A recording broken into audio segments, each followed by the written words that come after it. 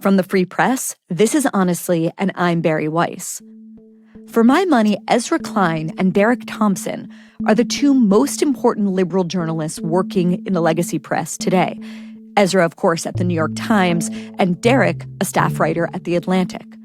Although they insist they'll never go into politics themselves, they are offering Democrats a path back to power. To see their way out of the political wilderness, Democrats need a vision, one that goes beyond resistance to Trump, a vision that can bring back the disaffected Democrats who either stayed home or voted red for the first time this past November. But while a lot of other progressives are doubling down on zombie ideas or, frankly, zombie politicians, afraid to come face to face with a country that has moved decisively to the right, Ezra and Derek are willing to face reality. They see that blue states, and especially blue cities, are functioning, and this is my language, not theirs, similar to the DMV. If you've lived in a city like Los Angeles or San Francisco in the past decade, it's pretty difficult to sell the idea that government is working effectively. Perhaps that's why so many people, liberals and conservatives, are cheering on DOJ. But while DOJ is taking a chainsaw to the federal bureaucracy, Ezra and Derek aren't so much radicals as reformers who believe it can be fixed. They want to rein in the laws and the regulations and also just the worldview that has made it all but impossible to do anything in this country in government. They just wrote a new book all about this. It's called Abundance. And the thesis is very simple. As they write, to have the future we want, we need to build and invent more of what we need. And conservatives and libertarians will hear that and say, yes, exactly. We agree. Let the free market do its thing. But Ezra and Derek say not so fast. The government must play a crucial role. And it can, if only liberals would let it. So how do we build a government that's less like the DMV and more like the Apple Store? How will this government actually deliver for Americans and solve our most pressing problems in housing, energy, transportation, and healthcare? And how do we reverse, if we can, our government's long march into total incompetence? Ezra Klein and Derek Thompson have a lot of ideas on how we can get there. Today on Honestly, we hear them out. This conversation was fun, it was provocative, it challenged me, and I suspect you'll feel the same way. Stay with us.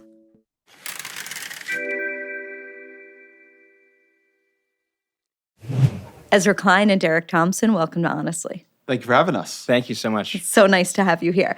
Okay, so you begin this new book of yours, Abundance, with kind of a vision, a utopian vision, some might say. You might say it's realistic, of 2050.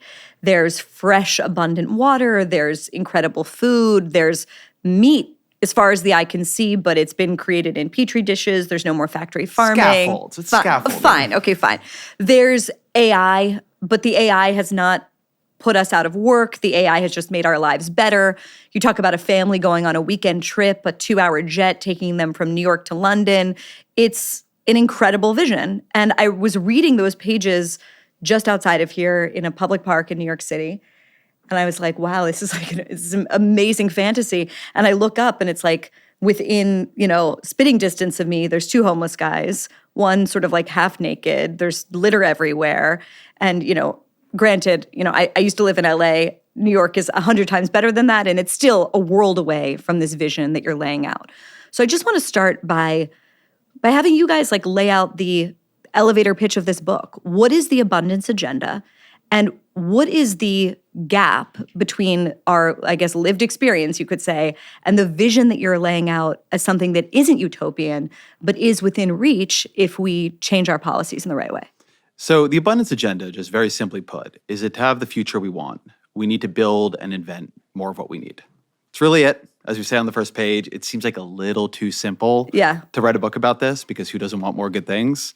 And then you live in California, as both of us did, and you see actually a bunch of people have stopped us from building the things we need: housing, clean energy, high-speed rail, and this story can replicate itself across the country, across, frankly, the world. So one of the things we're trying to do in the book is refocus. We're sort of like liberals in the American tradition, right? Refocus liberalism on problems of supply. Where do we not have enough of what we need, and what has stood in the way of us creating abundance there? Then there's the vignette you're talking about, which is also putting technology more at the core of questions of what kind of future we want. A huge just amount of creating a more wonderful future is about what technologies are inserted into it. I spent a lot of my career, and still, arguing for covering the fight to create universal health care. But that insurance, whether you get it through Medicare and Medicaid or a Bernie Sanders Medicare for All plan or a private health insurer, that insurance's value to you is based upon the pharmaceuticals, the medical devices, the surgical techniques that are available. The value of Medicare for All is different in a world with GLP-1s than in a world without them. The value of Medicare for All is different if we develop cures for autoimmune diseases right now that baffle doctors than if we don't.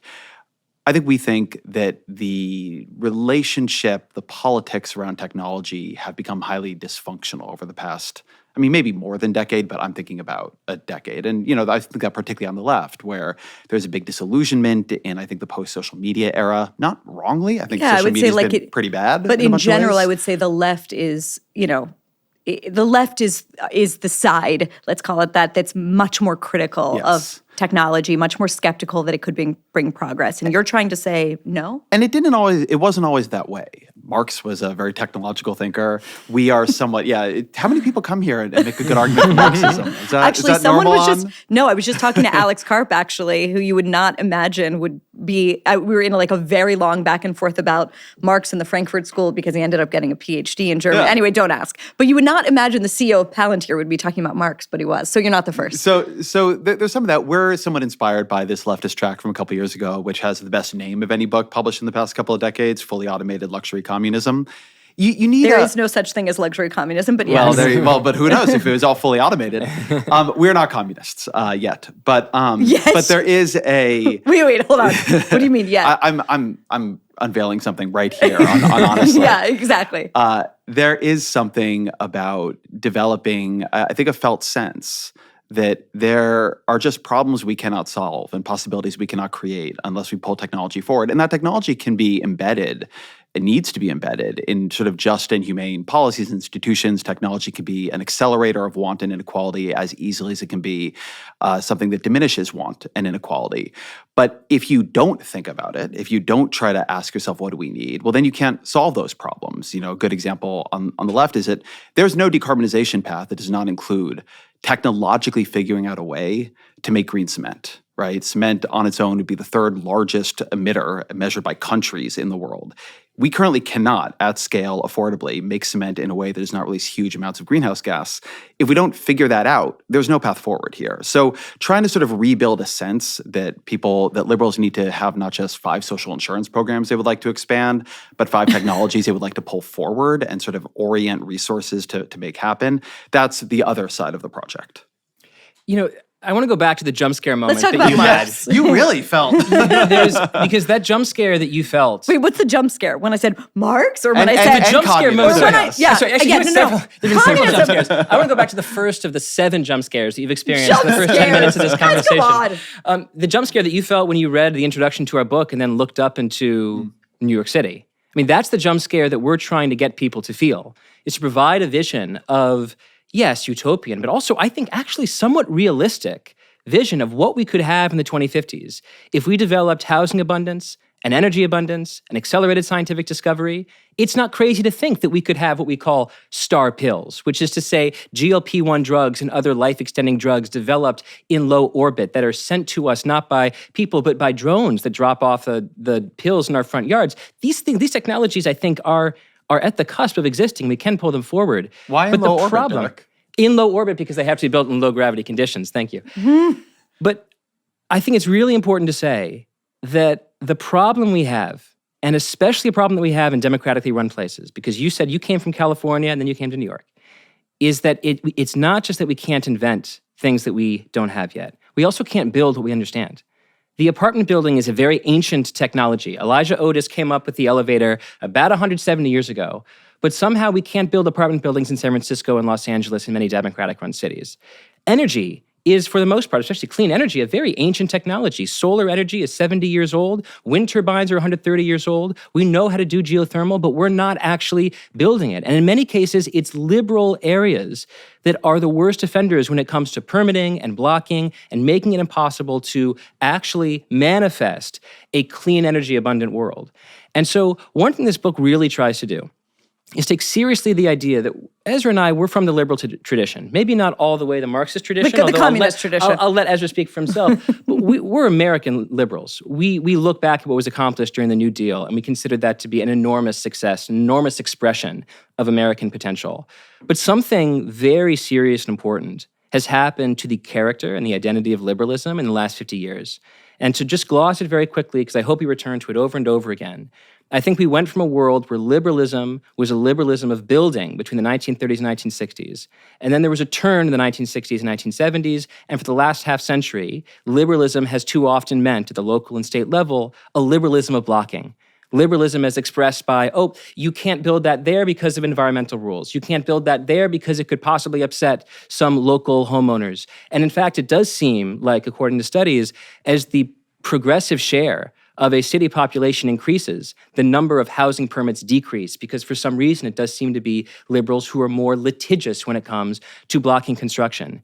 So to end where I started, the jump scare that we want people to feel, and we do want people to literally, viscerally feel it, is the difference between a world that absolutely is possible if we get out of our way and get back into the habit of building, and the world that exists, which is a world where even in places that are run exclusively by Democrats, whether it's in New York or California, it is often our own side whose obsession with process is getting in the way of outcomes. I'm having echoes of two other conversations that I've had on this show.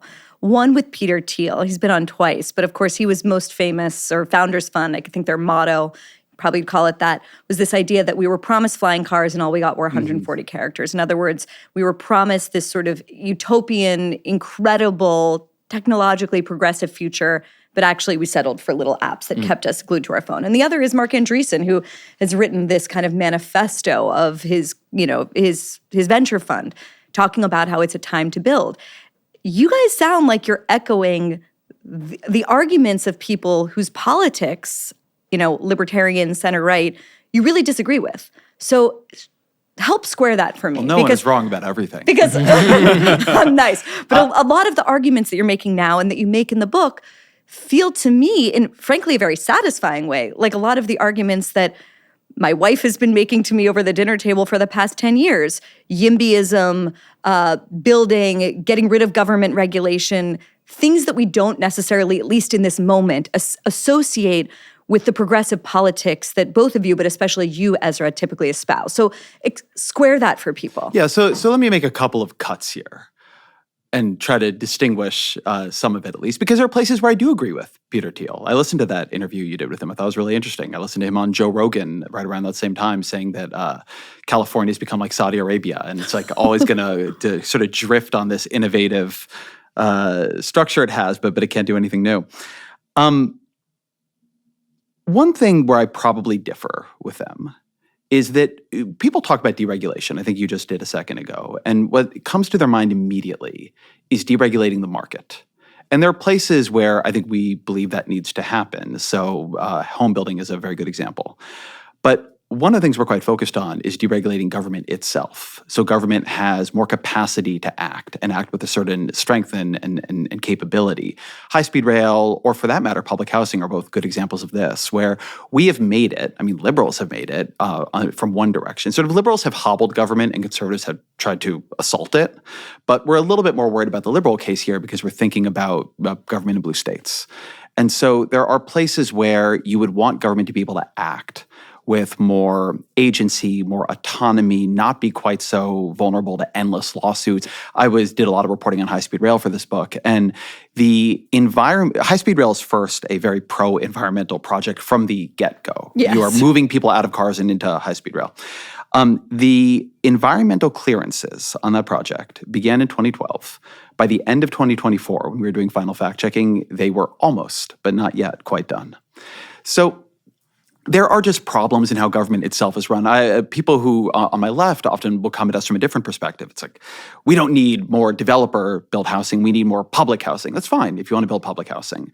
But right now, under the rules that trigger when you try to use public money to build affordable housing, which is another thing we focus on in the book, you end up forcing the government to build in a way that is much more cumbersome, much slower, much less affordable, and much more likely to make sure that the project never happens at all than when you build with private money. We spent some time talking about a development in San Francisco called Tahanan, which was built in about half the time at about half the cost than the normal affordable housing you see there. But the secret sauce was that Charles and Helen Schwab gave $50 or $60 million to circumvent all public money. And because it never touched public money, it didn't trigger this cascade of rules and regulations. A lot of these rules and regulations might be well-meaning, but they make it so liberal government cannot do what it is attempting to do. The difference where I probably have with Peter Thiel or Mark Andreessen is in aims and goals. Mm-hmm. There's versions of abundance or supply-side work on the right, but for instance, I don't want to unleash an orgy of fossil fuel construction. I want to make clean energy easier to build. Now, maybe we both want to make affordable housing easier to build, and if so, I would love to partner up. But the aims and the goals are meaningful here. The right has its own pathologies, its own problems. I don't think what DOGE is doing is making the government more efficient and more capable. I think it is trying to light state capacity on fire. Like, they want to, I'm not saying for Thiel or Andreessen here, but often I think we're caught between a right that wants to destroy government and a left that won't make government work. And so for those of us who actually want to see a capable government, there's almost no home. I think that much of what Peter Thiel says is quite brilliant. And there's many ways that I agree with him. And there's no way that I agree with him more strongly than this idea that something happened to the character of American innovation in the 1960s and 1970s. In the first half of the 20th century, invention was a physical world phenomenon. We built nuclear power plants. We built airplanes. We built cars. We changed the physical environment of our cities. We could actually build trains, not just allocate $33 billion toward building them and then never actually build them. We built Amtrak. Something happened in the 1960s and 1970s where I think that Thiel has a very interesting diagnosis, where he says we regulated the physical world so much that we funneled innovation into the digital world. I think that's a very compelling story, and it goes toward explaining why the world of physical world invention that we imagined with the jetpacks and the space travel, all of that stuff that you have to build with atoms, but in a world where that stuff is hyper-regulated, well, the only innovation that is quote-unquote legal from a certain perspective exists in the digital realm of bits. And that's why we have artificial intelligence that is massively brilliant and gaining brilliance by the month, while at the same time, we still can't build a train at the same speed that we did 50 or even 100 years ago. This physical world slowdown paired with this digital world acceleration is a really astute observation. But at the end of the day, I'm with Ezra. The difference between us and Peter Thiel is fundamentally that we're liberals and he's a libertarian. Yeah. We're not just liberals in an American tradition. We like to build things. I'm a tax and spend liberal. I believe in high taxes on the wealthy because I believe in income redistribution, because poverty, I think, is a moral sin. I believe in Medicare and Medicaid and Social Security. I believe in public education. I believe in a well-financed state that accomplishes public ends. But an issue with liberalism, I think, in the last few decades, and even in the last few years, is that it's begun to associate success by how much money you can spend and not how much you can actually build. That's how you get a world where people are proud of $33 billion allocated to a high-speed rail system that isn't built. It's a world where maybe you saw on Twitter. We're not proud of it. Or we're not proud of it. Californians aren't proud of that one. Sorry, you were proud of the announcement. You're obviously not proud of the outcome. You just saw maybe last week, it was taken down. The Chicago mayor bragged about spending $11 billion on 10,000 affordable housing units in the city of Chicago. Very quick arithmetic. That's $1.1 million spent per affordable, heavy quotation marks, unit.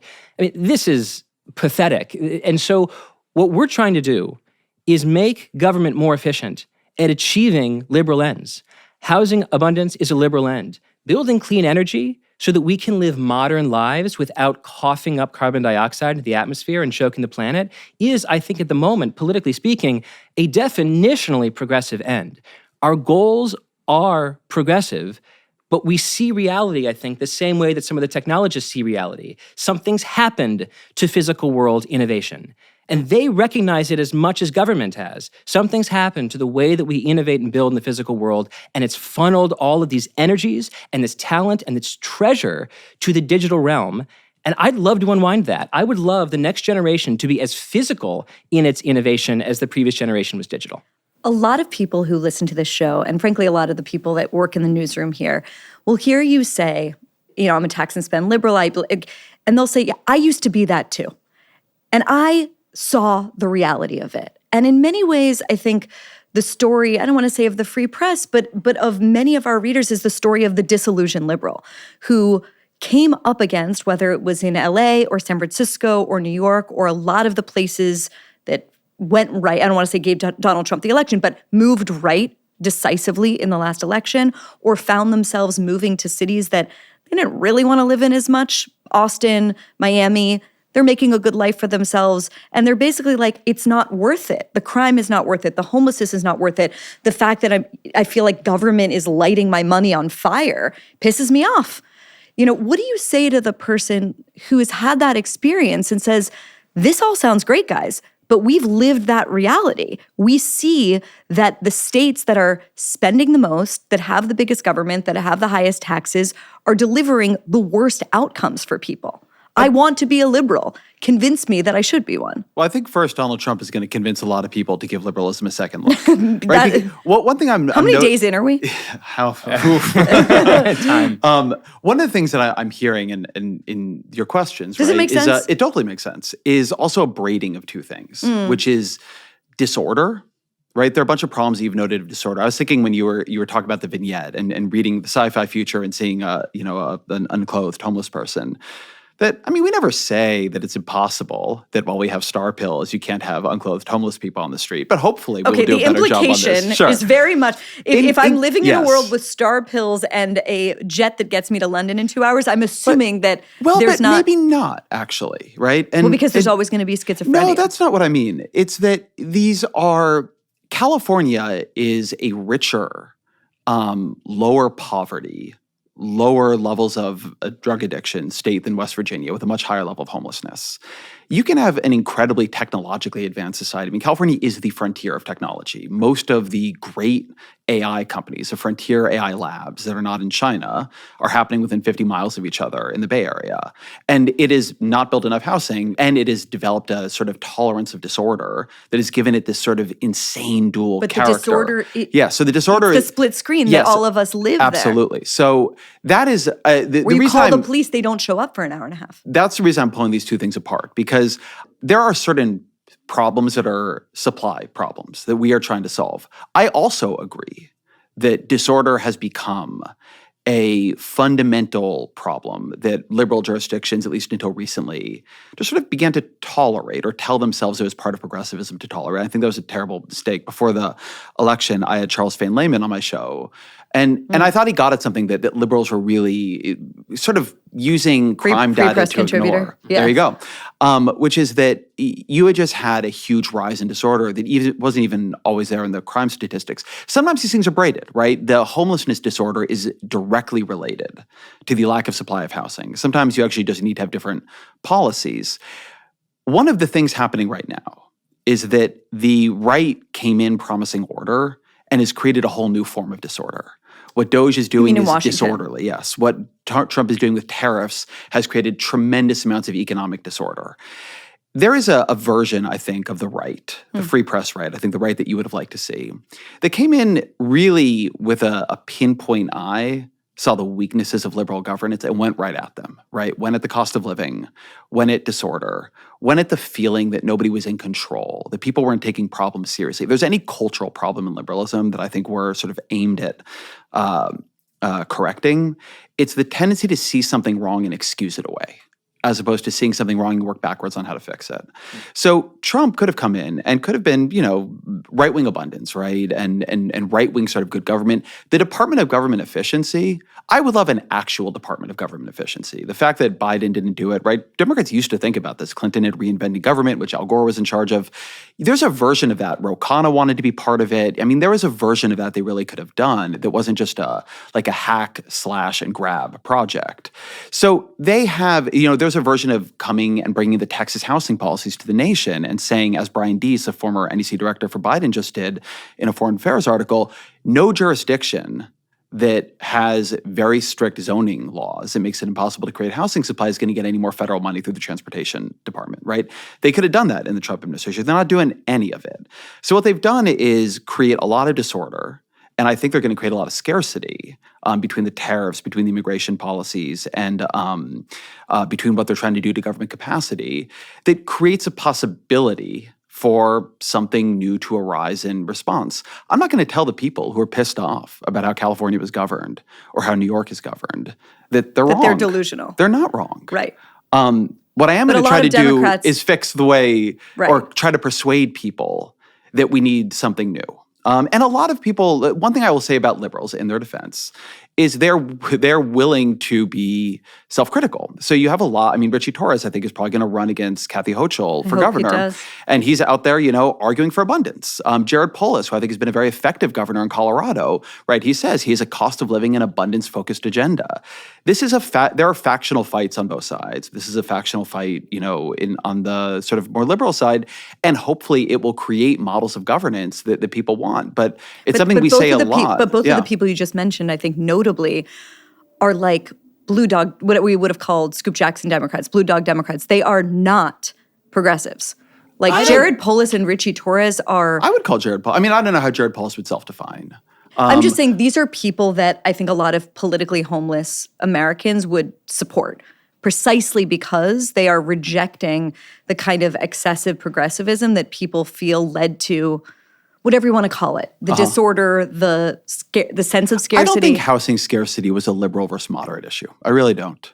I don't think the issue with Kathy Hochul, for instance, is that she's too progressive. I think it is. No, she's just. It has to do with how government itself is run. I think there are probably highly progressive. For me, there are very progressive flavors of abundance and more moderate flavors of abundance. But there are, I know moderates who I see as as seeing a very different way to run government than I would, and progressives who do. So I think this is a slightly different cleavage than inside the Democratic Party or even inside politics, the more traditional moderate to liberal cleavage. This is a cleavage, it has a lot to do with the question of, how do you think government bureaucracies should run? What do you think should be done with NEPA? In a way, it would be a highly progressive thing to say we're going to have a speed run for all clean energy, but progressives haven't done that, and nor have moderates. But I guess what I'm saying is those that embrace the market, those that look broadly at technology as something that can be harnessed for good, I in general, I don't feel like that is something that has a popular constituency among people that I know and describe themselves as being progressive. You know what's really interesting about Donald Trump? I want you to make the case for me that it is progressive, because that's what you do powerfully in the book. Let me try that. And then we're going to get into Donald the book. Trump is a really remarkable figure in so many ways. And one of those ways is the way in which he is a machine of negative polarization. Almost everything that he does creates a counter movement that believes in the opposite of his policies. So, for example, Americans were more liberal on immigration policy than any time in recorded history in 2017 and 2018. In the very same way, I don't know if you saw this, David Shore released a poll or shared a poll that asked Americans of various ideological self-ID, how positively do you view free trade? And typically you'd think, okay, it's conservatives who are going to say the most free trade, or certainly moderates. It's not just liberals who are the most pro-free trade right now. It's people who self-identify as very liberal. So one thing that's happening here that we cannot take our eyes off is that Donald Trump's power of negative polarization has the ability to make the opposition party into his photo negative on so many different issues that we can't rule out the chance that what he's going to accomplish is actually to make the Democratic Party more embracing of the free market rather than less. I'm not a complete free market person, but I am, especially in this book, a huge fan of free markets. in the places where liberal policies and sometimes constituencies block construction, like housing and clean energy. But I want to return to put a really fine point on something that Ezra said, which I think is really, really critical. And it goes back to this idea of framing our book and its existence in a world in which Donald Trump is president. You look at his policies and you compare them to the promise of a golden age in America. And in fact, what he's offering is very clearly a vision of deprivation. Every scarcity that the White House identifies in America, they think of another scarcity to be its remedy. America doesn't have a healthy economy, therefore we need a recession. America doesn't have enough houses, therefore we need fewer immigrants. America doesn't have enough manufacturing, therefore we need less trade. America doesn't have the right kind of science being done, therefore we need less scientific funding. Again and again, the Trump answer to the question of what ails America is, let's find everything that we don't have enough of and take something away that we need more of. In that context, abundance is the perfect negatively polarized message against the Trump administration. We are saying America does have problems in housing, in affordability, in energy. And the answer is not less, it's more. And that's not just some kind of slogan to put on the back of a car, maybe not a Tesla. It's very literal, right? As Ezra said, Trump could have come into office and been like, I realize that I'm the affordability candidate. If you ask Americans in 2024, why did they switch from Biden to Trump in 2020 to 2024? It was affordability, affordability, affordability. He could have said, let's make America like Texas. Let's make America the most housing abundant country in the world. Instead, what does he do? He raises tariffs on Canada and Mexico. Totally effing random, but let's follow along. Our number one source of lumber to build houses comes from Canada. Our number one source of gypsum drywall comes from Mexico. Two of the most important inputs for any new house you're going to build, we've now slapped a 25% tariff on them. There's no way that does anything other than drive housing prices right up. And by the way, he's also decreasing immigration. 25% of the construction labor force is foreign-born. In California, it's closer to 40%. So his answer to the problem of affordability is not to make housing more abundant, it's to tax two of the biggest inputs to housing and make it harder for construction companies to find legal labor. From that standpoint, an abundance message is the perfect, negatively polarized, liberal response to the Trump administration. It is perfectly in keeping with the Democratic Party and doesn't need to be some kind of awkward fit with some new coalition that we're building. Can I ask you a question? Yes, you can. When you're saying the sort of free press people, right? Not on the disorder side, right? I think I have a sense of your politics there. But what would, if you began hearing like a Democrat running for governor of New York, what would they need to say for you to think on the supply side, on affordability, something is going to be different here? What would buy credibility to you? Here's what I would need to hear. Make crime illegal again. But that you just went to the disorder side. But that is, I am but not. That's fine. That's fine. But I think we have a different understanding of what government can promise fundamentally. If a politician comes to me and says, and lays out the vision of 2050, I'm never going to buy it because temperamentally I am someone that is skeptical that government can deliver star pills, whatever we're calling them. But housing? Housing, yes. Or trains, something on the set, like to make subway construction possible again? For me, the bar is so low right now that what I'm looking for is reality. Like in Los Angeles, in our nice upper middle class neighborhood, every single house on our street, blocks and blocks and blocks, was burglarized. Like it was not a thing where a woman would go walking alone at night in our neighborhood where the taxes we were paying were the highest in the country. Period. It was normal in our neighborhood for everyone to buy into private security, retired cops that you would call if you heard a scary noise or someone broke into your house because the police, again, in the highest tax place in the nation, would not show up. I remember in the second week we were there, and maybe this is why I'm fixated on disorder, because I've just had all of these experiences.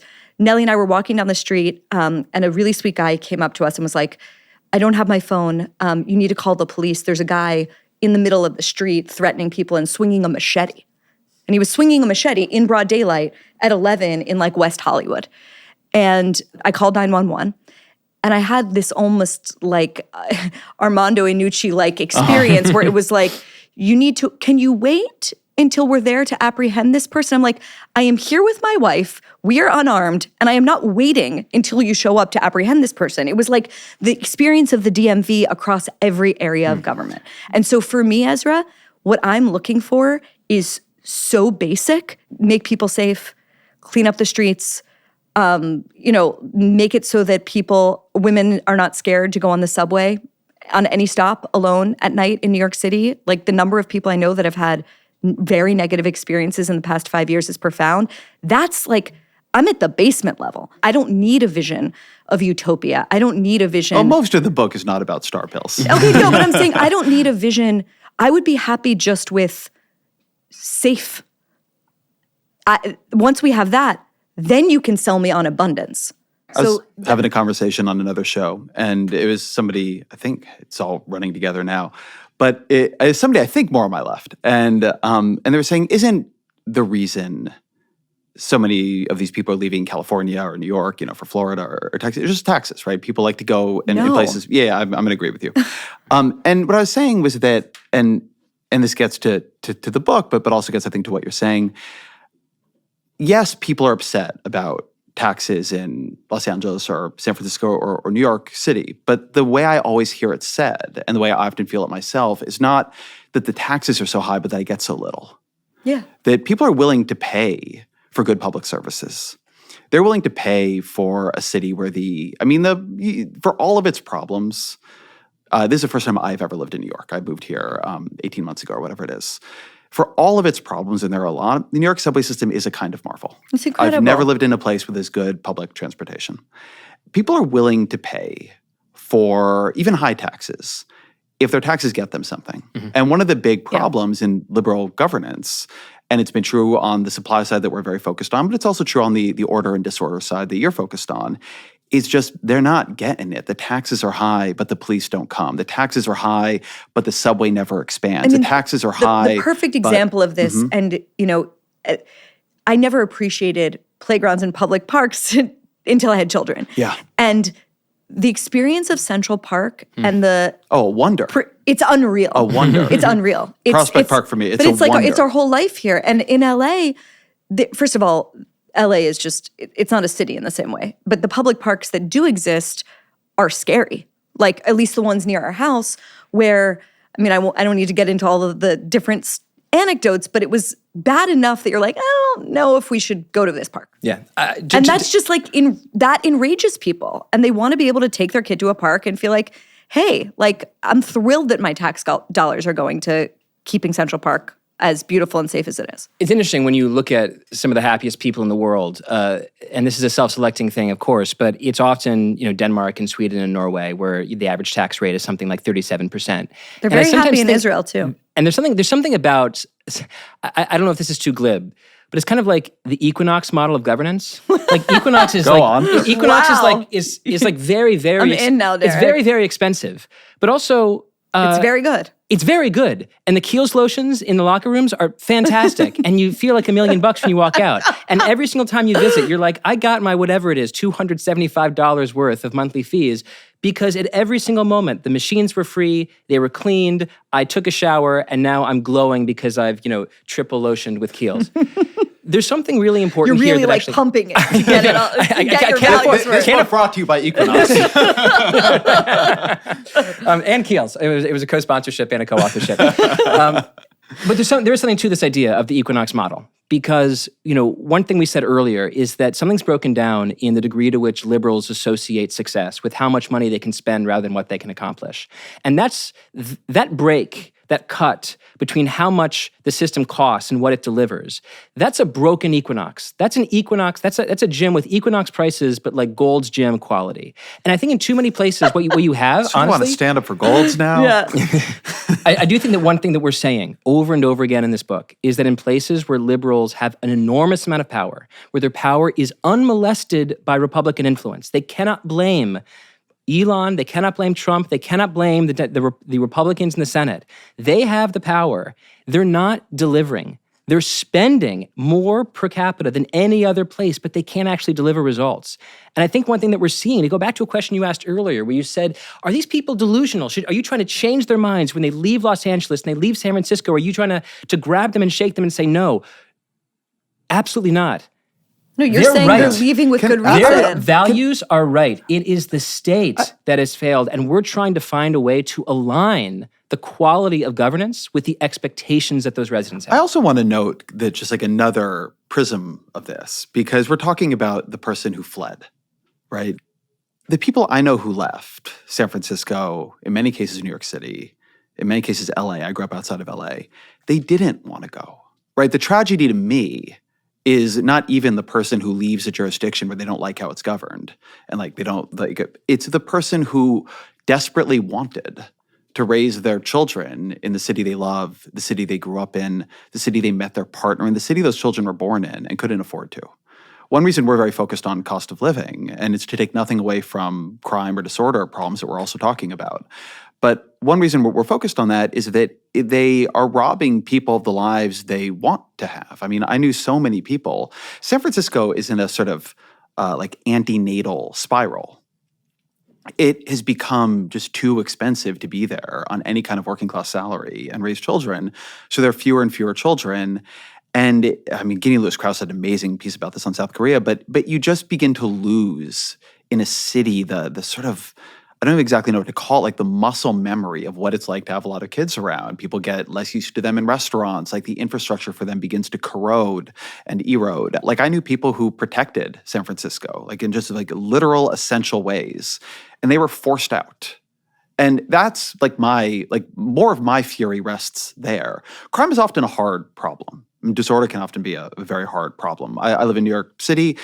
I just had a bunch of shootings outside my house, right? Like that's my experience in New York of crime has been much worse than in SF. And when I used to live in DC, it was much worse than in either.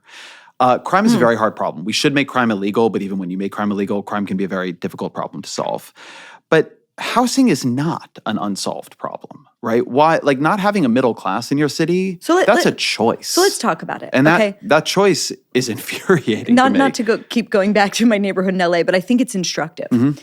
When we were living there was a proposal to build not even a New York skyscraper, like maybe a 6 or 8 story apartment complex, middle-class affordable housing at the end of a block on the main drag where there were blighted buildings.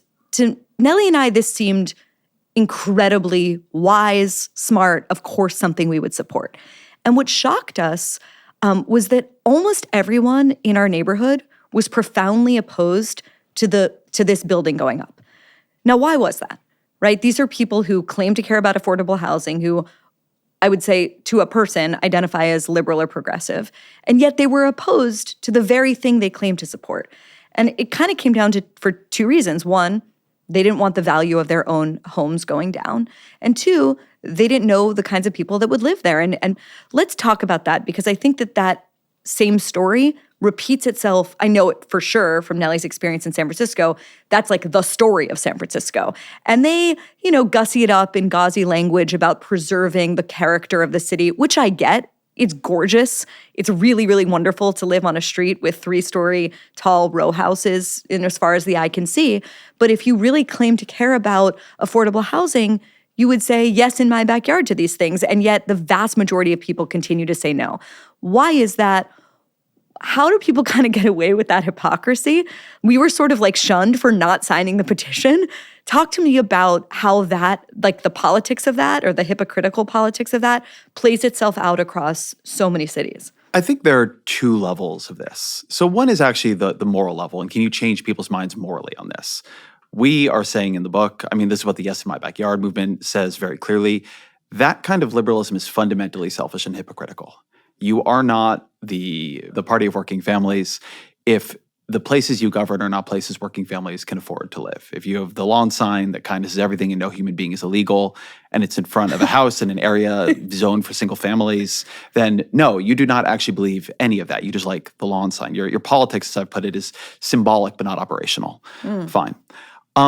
But the truth is, like if we're being honest about it, this is true for people's politics. Red and blue, all over the place. People's politics are full of hypocrisy. They don't like things to change right around them. Of course. Defaults matter a lot. So in Houston, it's not that the people of Houston somehow like all love having big apartment buildings and a lot more building around them. But the building, Houston just doesn't have a zoning code, right? There's idiosyncratic historical reasons for that, but they don't have a zoning code. I was talking to somebody who's a major developer, and he just said, look, every developer knows that it's bad to be a homeowner in Houston and good to be a developer there. Your homes do not appreciate to the same degree. The average home sells for a bit more than $300,000. But it's very easy to build new homes. Texas is also building, despite a politics that is much more hostile to renewable energy, a legislature that is constantly proposing new bills to make it harder to build clean energy. They are building clean energy at a torrid pace because it's profitable to do so, and the default in Texas is it's easy to build. So it really matters whether the people who don't want that affordable housing complex, or even just like that housing complex down the block, have a place to go to stop it. There's not a problem with people being frustrated that an apartment building is going up down the block. If I live in a big building, if you put another really big building right next to me, I mean, there are a bunch near me, but I live in New York, but, maybe I'd be like sad about my view. But there's a really big difference between I can stop it or I can complain about it.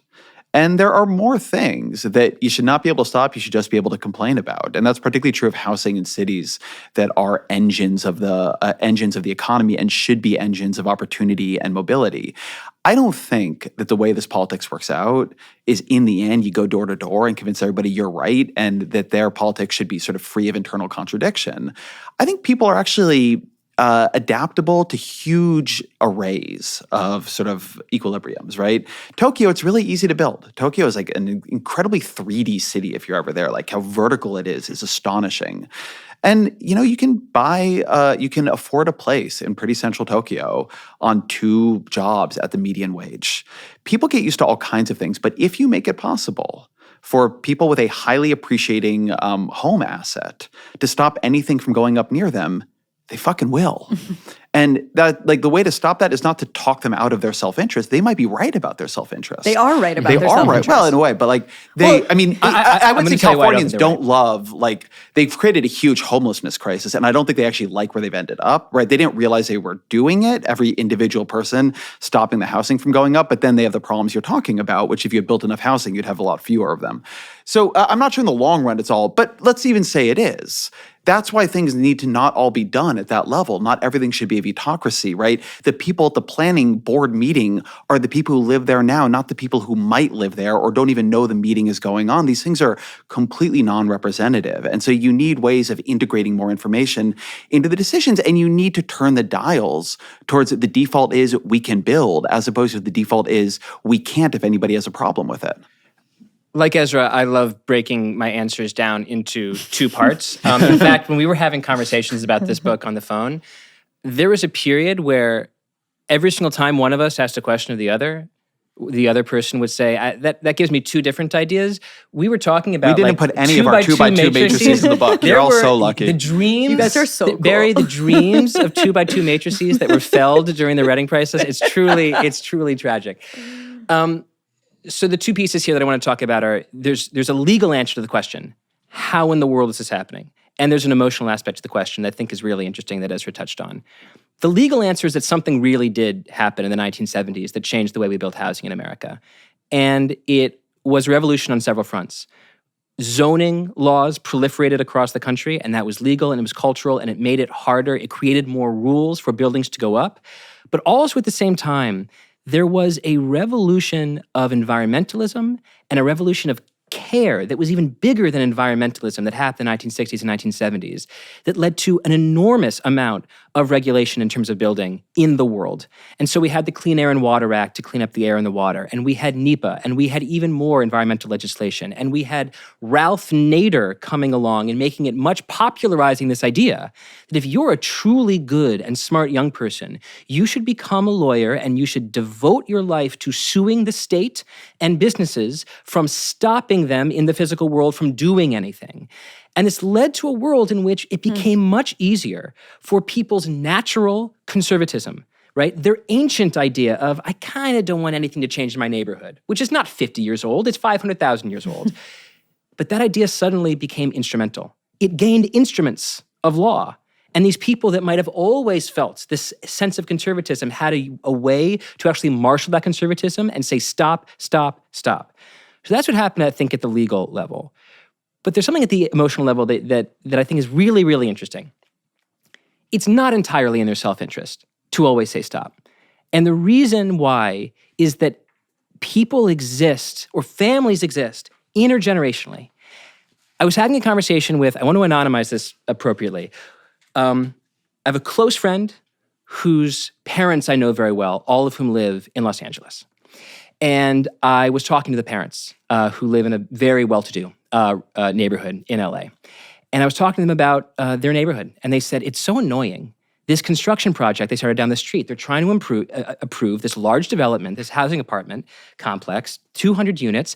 It's going to be awful. The traffic will be bad. I don't know where the parking is going to be. I don't want them to do it. I'm doing everything that I possibly can to round up all my friends in the block and get them to stop adding units to the street. Okay. I say, hey, by the way, how's your kids' housing search going? It's terrible, he said. There's nowhere for them to live in the city of Los Angeles. It's impossible for them to find a place. It's too expensive. So if you ask him about housing... What did you say? Nothing, because he was serving me expensive wine. I didn't want to be rude. But deep down, I said, when I go on a podcast tour for my book Abundance, I'm going to properly anonymize this conversation. But when you think sort of within... I'm not trying to be too abstract here. But when you think within one generation, yes, within one generation, in terms of your housing values over the next 18 months, maybe the addition of more apartment units on your street will have something to do with the appreciation of your home. Maybe. But don't people want their friends to live near them? Don't people want their families to be able to afford a house where they live? Like, people pay education taxes even when they send their children to private schools. They pay into Social Security even when they're not retired. There's other ways in which we have like a slightly different mindset of, you know what, it's altogether proper for me to sacrifice just a little bit now because of either the greater good or the expectation that's going to come back to me some way down the line. But for whatever reason, in some of these cities, we don't have that expectation. We don't have that more capacious mindset that says, yeah, it can be a little bit inconvenient when, there's a parking detour, and it's a little inconvenient when there's construction noise. But also, fundamentally, deep down, I'm someone who believes in housing abundance, not only for America, but also for my own family and my own friends. And so, in terms of how do we instrumentalize this? How do we actually allow politicians, liberal politicians that want to call themselves, abundance progressives, what do we tell them to overcome this? And the best answer that I have right now is that there is just no replacement for courage.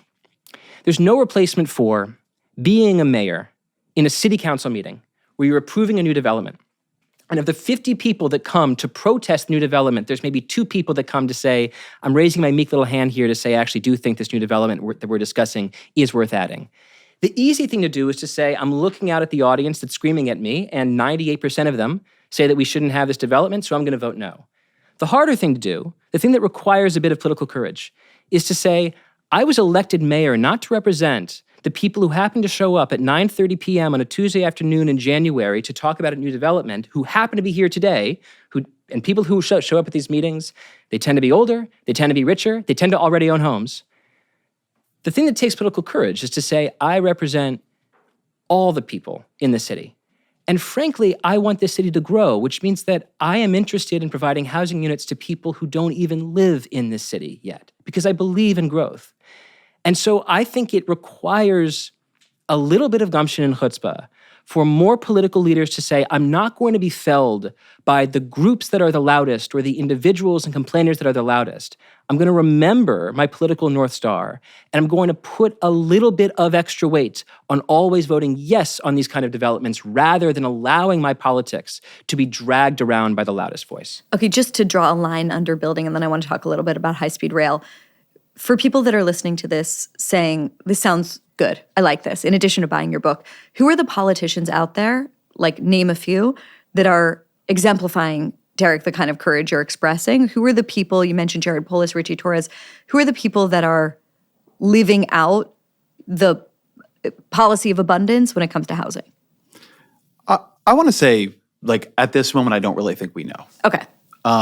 Even some of the people who I'm interested to see what Richie Torres actually proposes here, right? It's all easy to speak the words. And the rhetoric of pro-housing has become very popular in the Democratic Party. Kamala Harris sort of began sounding like a YIMBY on the stage. President Obama talked like a YIMBY on the stage. But Harris's proposals just were not very strong. They would not have built 3 million new homes. Like everybody I spoke to who's a housing expert agreed on that.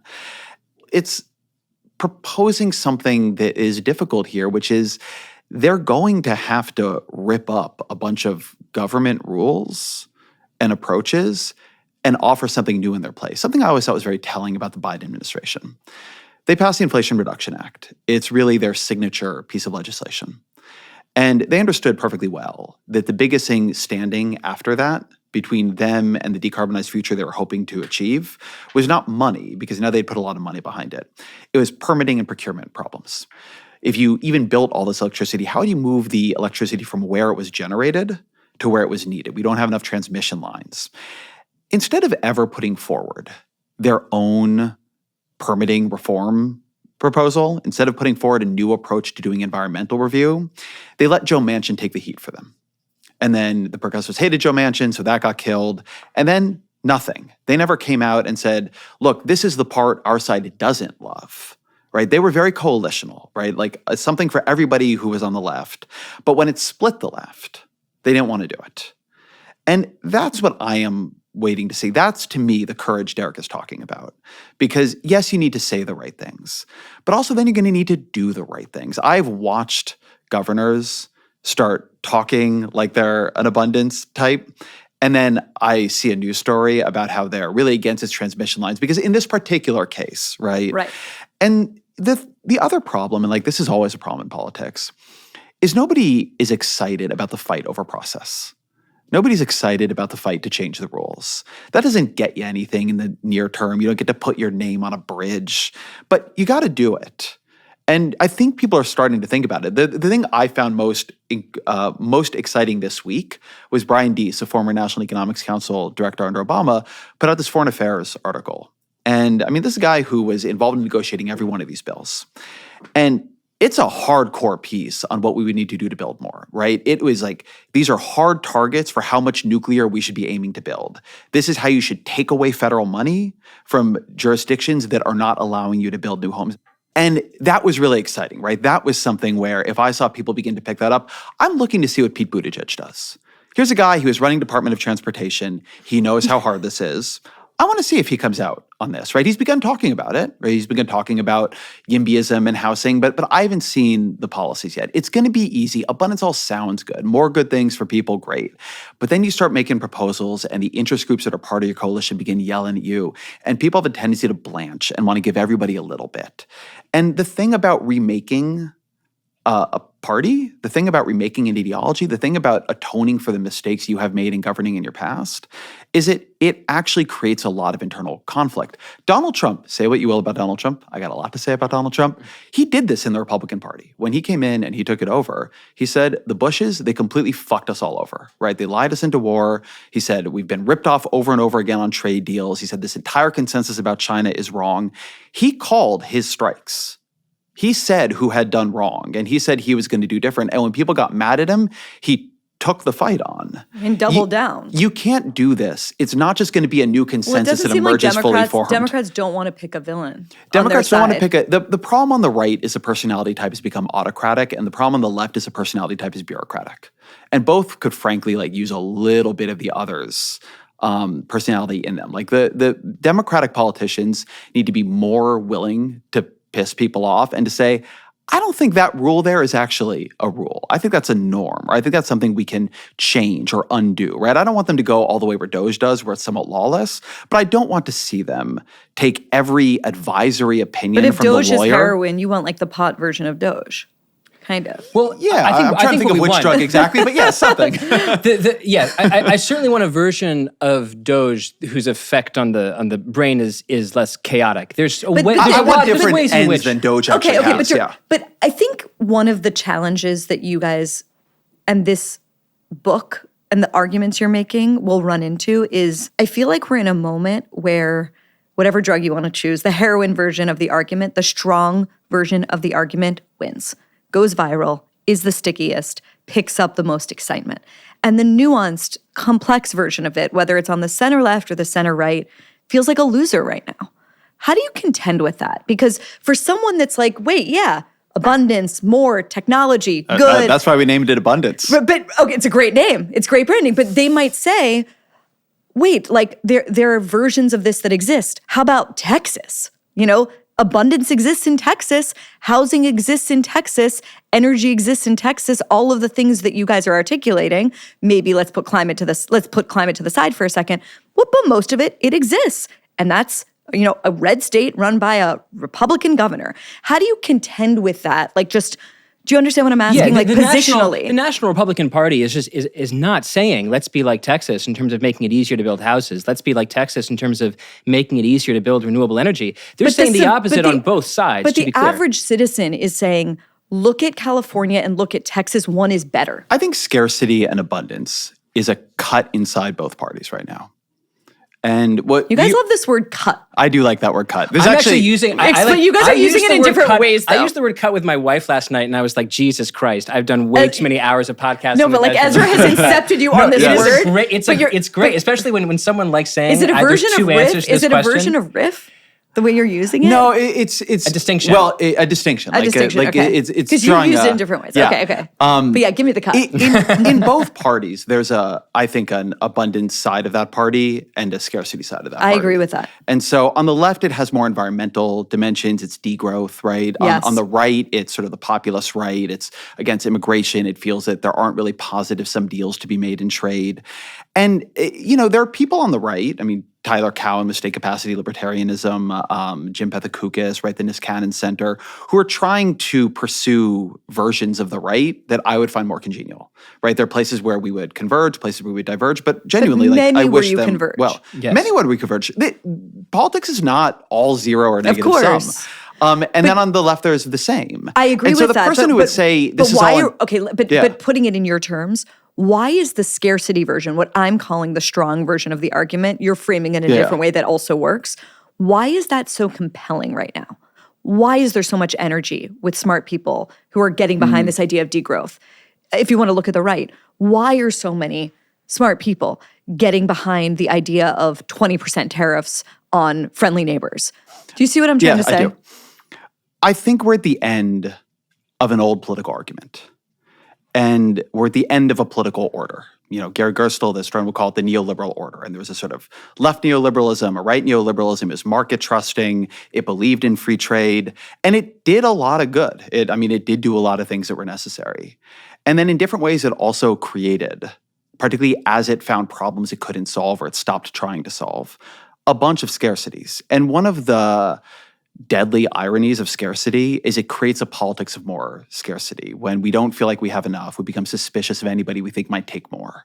When we don't feel like we have enough, we become suspicious of anything that is coming from the outside. I mean, this is all in the psychological literature is rich. In history, it's rich. And again, it's something you see from Donald Trump and J.D. Vance on the campaign trail. So I wouldn't say it's a moderate, nuanced argument versus like the immoderate, unnuanced argument. But in terms of what I hear you saying, which is that there is an incredible pulsing energy to arguments of scarcity right now, it is because the old order has problems it did not solve. So there are real like environmental problems. I deeply get the feeling that we human beings are doing something to the world that is fundamentally immoral. Biodiversity loss is shocking when you really get into it and think about it. But the amount of deforestation is shocking. I get why that would take you there. I just don't think degrowth is going to work. And I think that it is completely possible and actually likely that if we had the politics right, that we could create a much deeper synthesis of growth and greenness. I mean, there's a reason the cover of our book looks the way it does, right? We actually are really trying to think about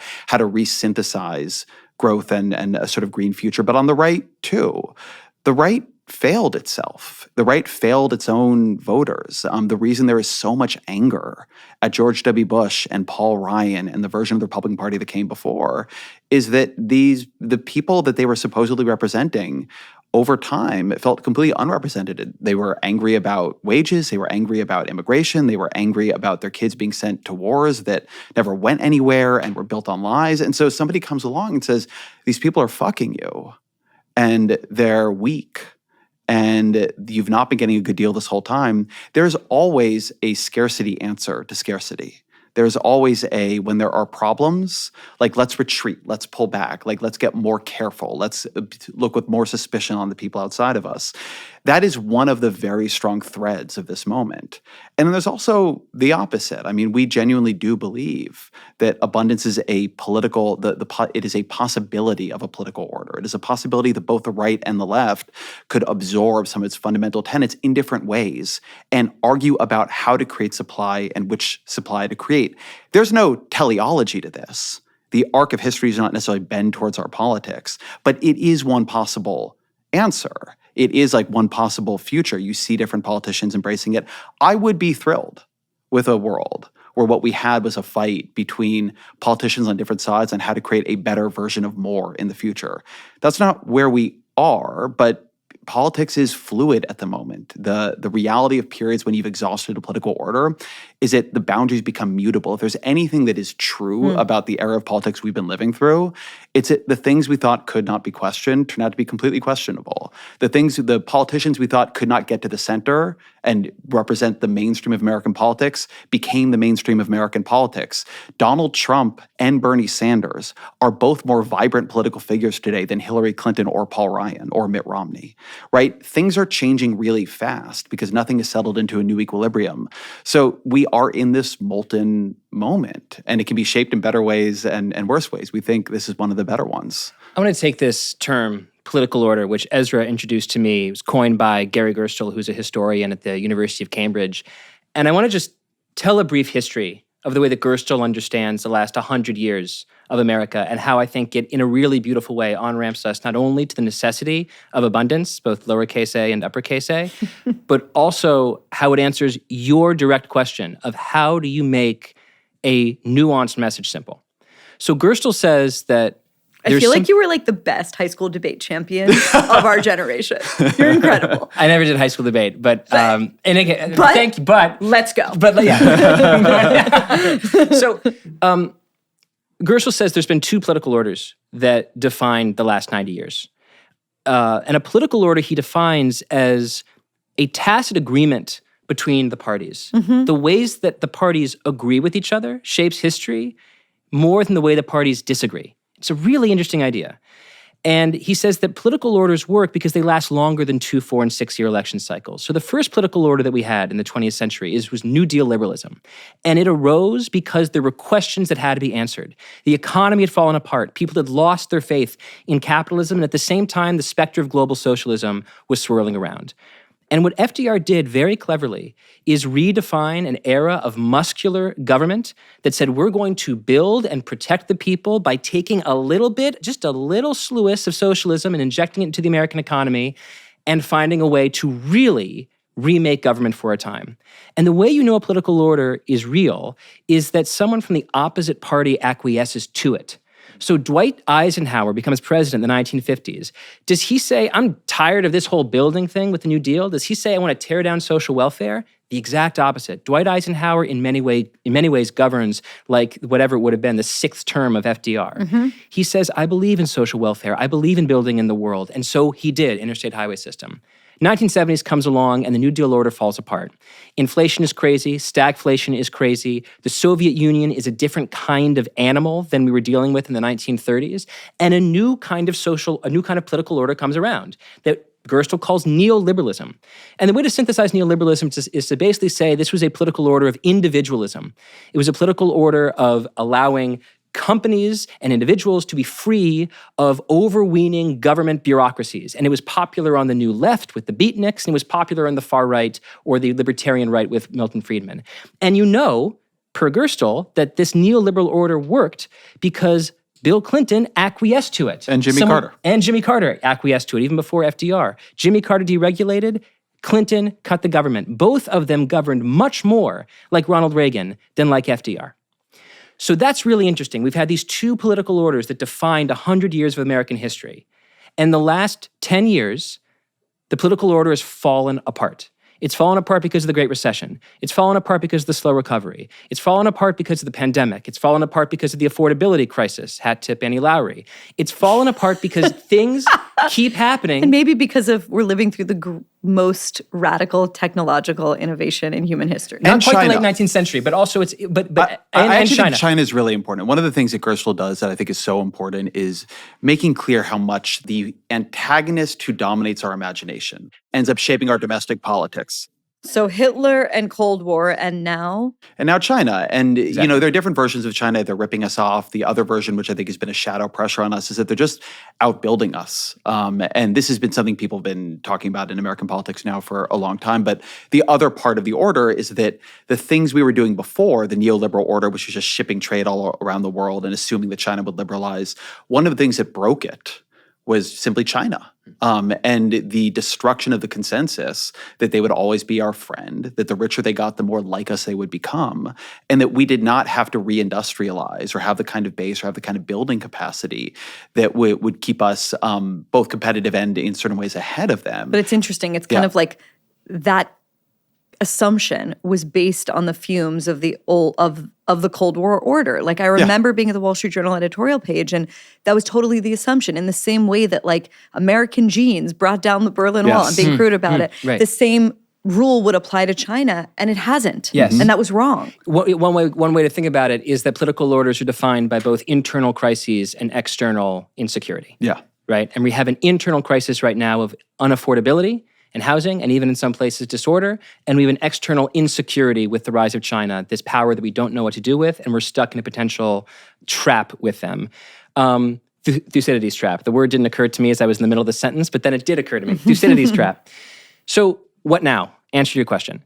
You said there's a lot of people that maybe on the center right or on the right that might be just as amenable to this as maybe someone like on left of center.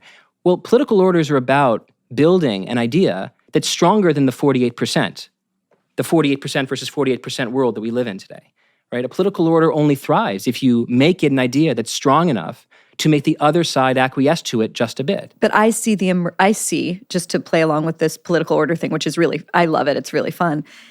You see that already, right? You see it with you guys and the abundance agenda, and to code it sort of on the center right, you see it with people like Catherine Boyle and the whole American dynamism idea. Those are just two sides. Yeah. They're different expressions of exactly the same idea. Yeah. I think our politics are not the exact same, but of course what's important is that there's an enormous amount of overlap. But if we're looking for what's in the 40-yard exactly lines, right. Yes. That's already emerging. Yeah, Right. Mark Andreessen, like you brought up Mark Andreessen earlier. I brought him up only because it's like build. But I'm like, yeah. Both Mark Andreessen's Why Can't We Build and his Techno-Optimist Manifesto are just incredibly interesting and important documents to me, both because I agree with so much of them and then I disagree with big parts of them. The Why Can't We Build more just because I think it does not take institutions seriously. It actually just doesn't answer its own question. But the Techno-Optimist Manifesto, because I don't love the term techno-optimist, but fundamentally I believe we should solve problems through technology. Yeah.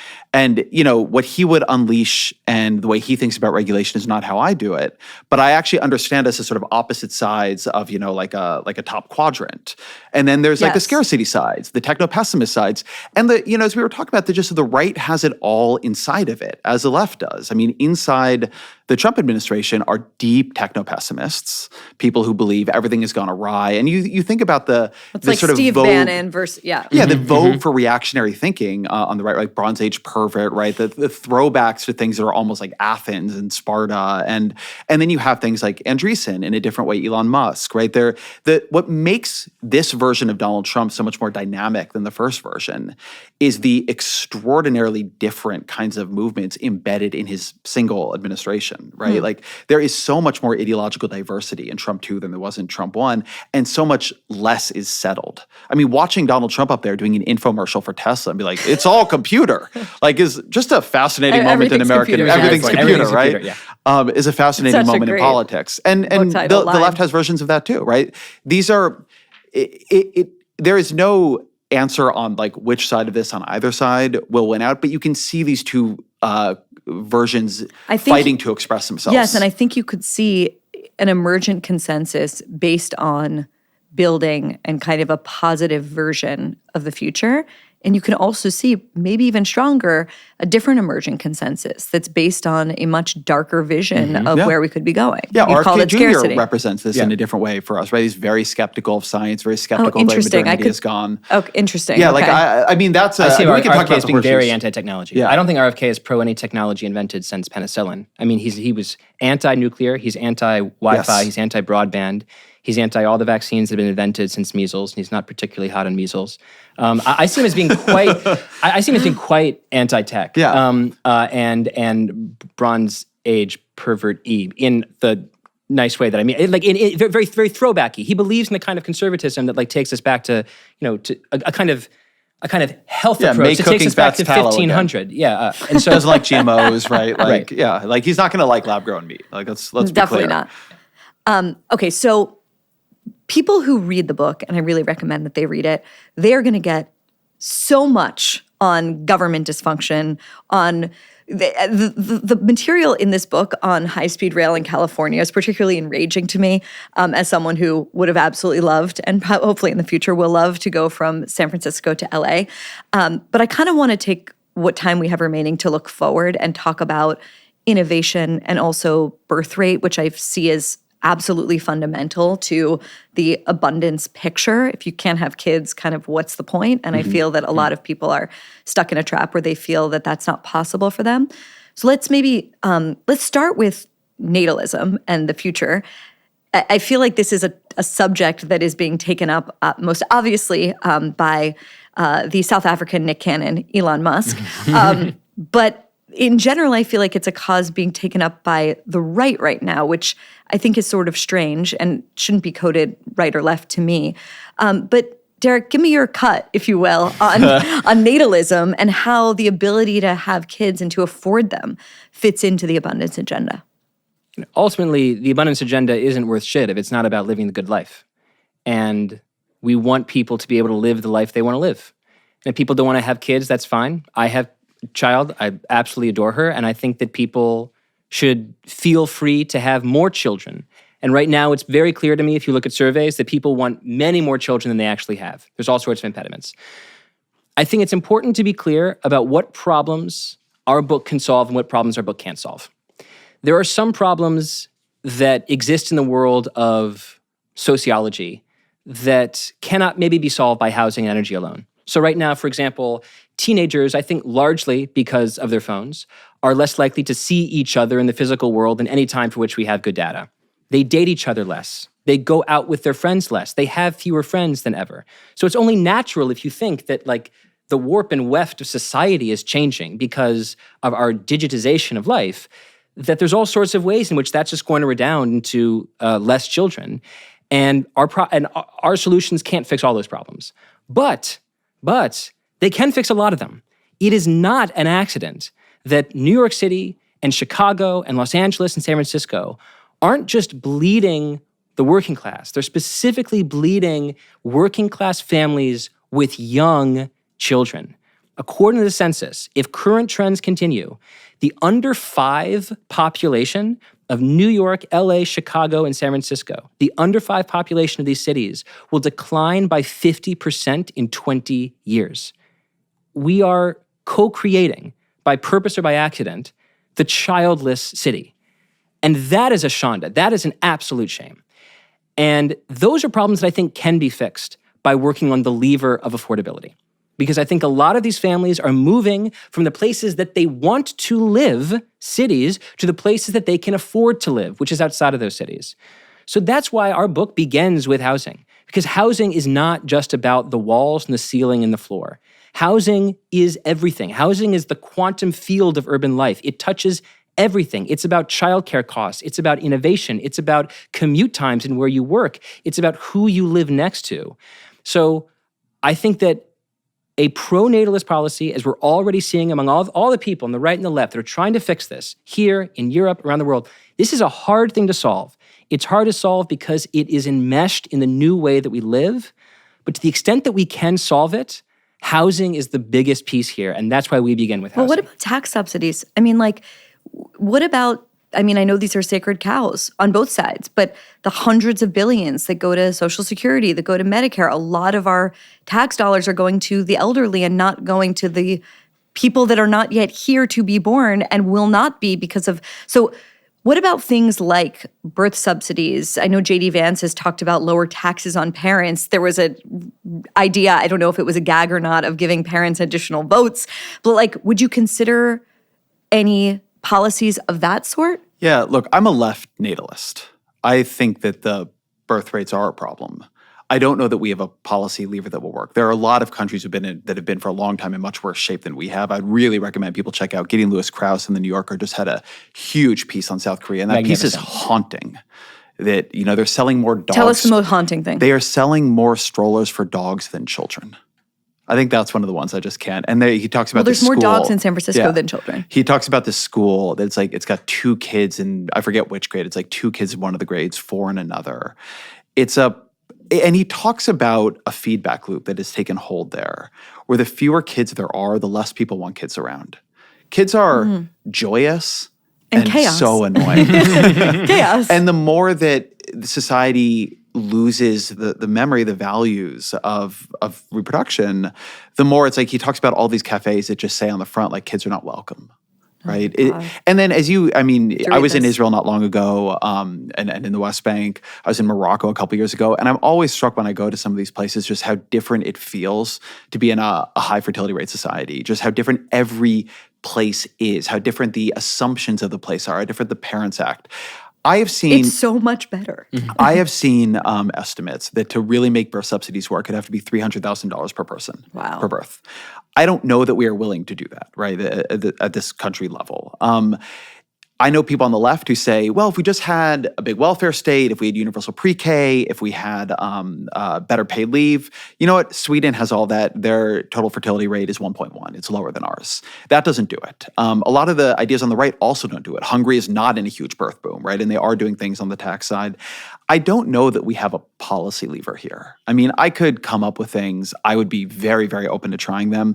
Not because like the fertility rate itself is like the most important thing in the world, but as Derek said, we know people are not having the families they want to have. I know so many people who don't have the family they want to have. And there's just a million ways in which our society has been set up to culturally select against it. The cost is too high, literally the cost. But also, there's I think a very, very important concept of capstone versus cornerstones. I think it's Brad Wilcox, but I could be wrong about that. And it's this idea that there was a time in life when marriage and a family were cornerstones of a life. You did them first. And now they're capstones. People wait until everything else is settled, right? Like, have I gotten all my education? Is my job figured out? Have I been able to afford a house? And then they will get married and, or have children as a capstone to that. But often by the time they've gotten there, it's possibly too late, or they can't have as many as they wanted. So there's very fundamental cultural things. I don't want to pretend I have policy solutions. I don't. I would try lots of things, and I do think we could do a lot of things in different directions. But I also think this is a place where it's downstream of culture. It's downstream of like the work-life cycle. It's downstream of marriage rates in particular, right? We know people are much likely to have kids in marriage. And when you look at it, like all J.D. Vance's stuff about childless cat ladies, that's actually not where it's coming from. Like college-educated women, they get married, they have kids. It's actually like poorer women. It's poorer women. And men, by the way. A lot of men don't have the families they want either. I always think it's important to keep them in this. I think family has become a thing inside, and this I mean on the left and right, not liberalism in the American way, liberal individualism. I think people talk about families, talk about having kids. I get it on AMAs for my show all the time. They talk about it like as if you are trying to weigh a vacation, right? Like, what will my weekends be like? Like, will it be more or less fun? More and work. Well, it's more of everything, right? Yeah. But one of the things that really bothers me about it is that I think what is important is not just my weekend. Like, my children's experience of the world is itself the gift, whatever mine is. It doesn't mean I'm not happy about it. I have a delightful time with them. And sometimes I do wish I could just sit around and read on the weekend. But I don't think we value the experience of the children. I think it has like been absorbed into this question of the experience of the adult. And so it's like, will you be happier? Will you have more fun? And then to everything Derek is saying, in a world where we've made it really unaffordable, I mean, then it gets much harder and much worse. And it's also always like this 2-parent family thing, this is the social experiment.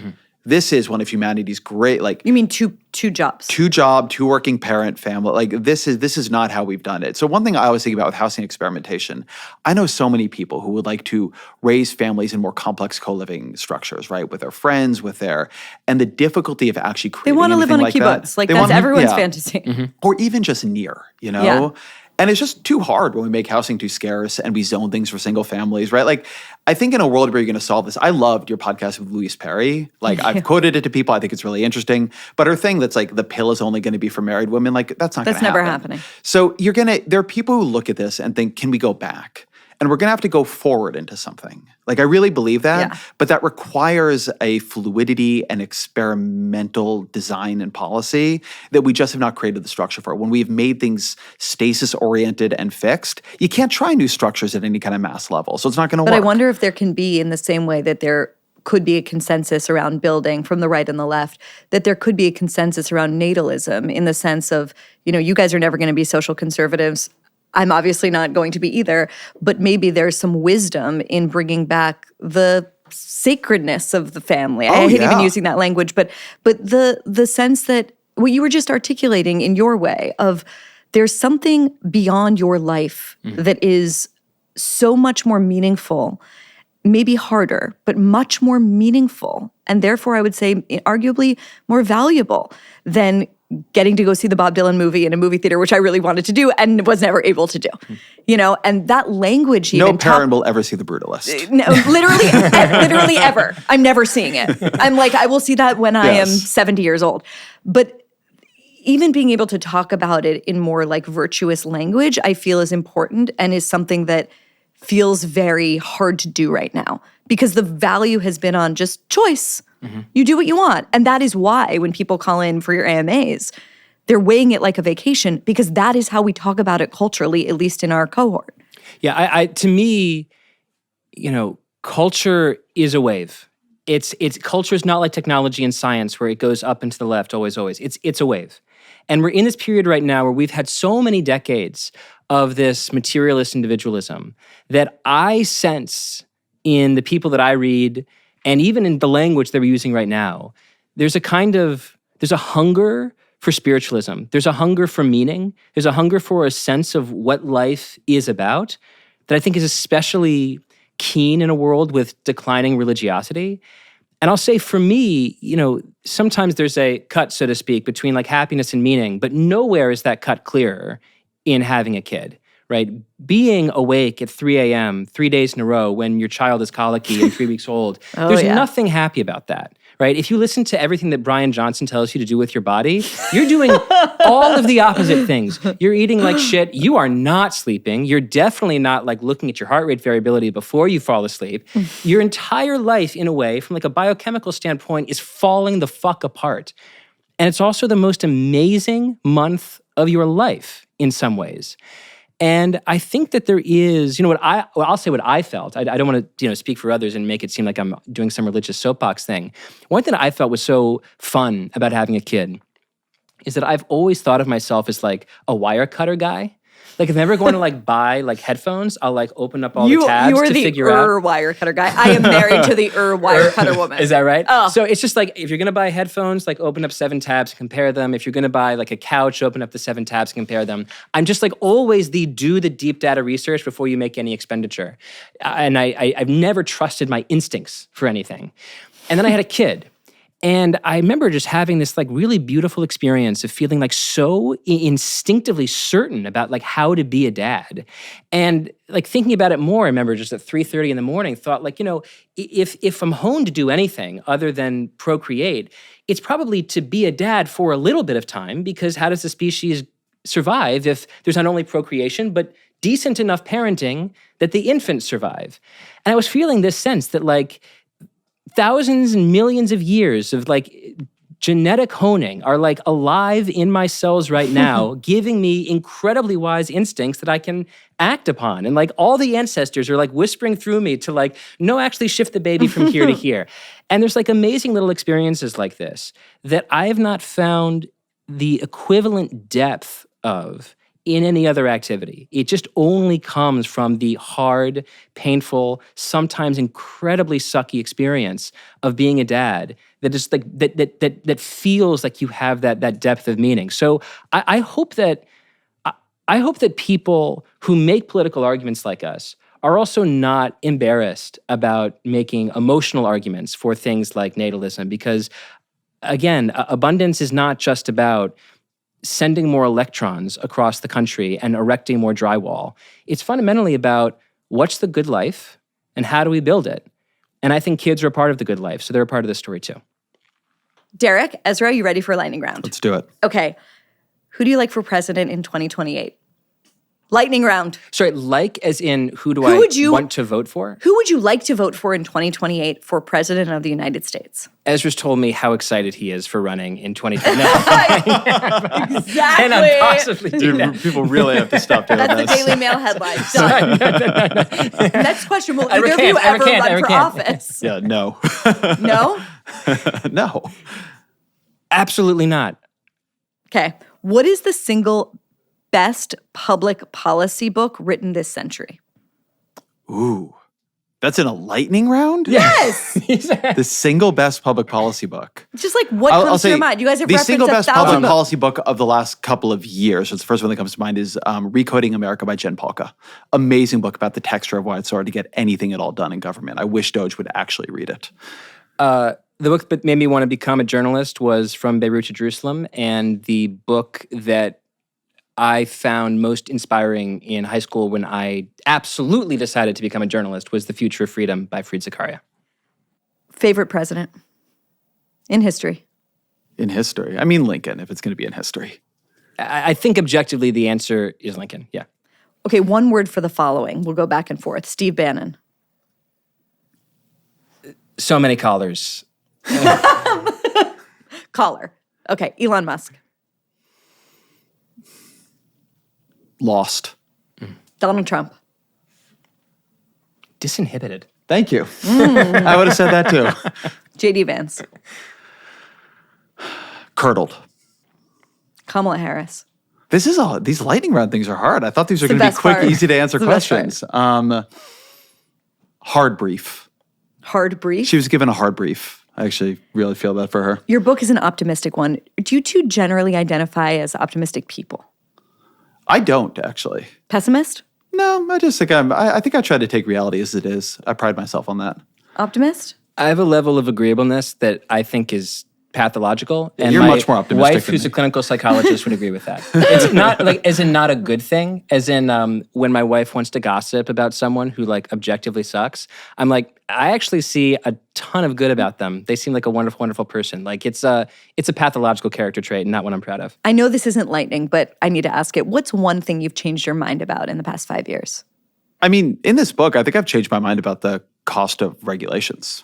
Like that's just part of this book. I think I was more likely before to hear, it's not that I didn't think there were any bad regulations, but I was more likely to assume things were working on net, and when I heard a story about them not working, assume it was an exception and not look that closely into it. And I now really try to treat that kind of thing as a signal for further investigation and try to then take very seriously what I find.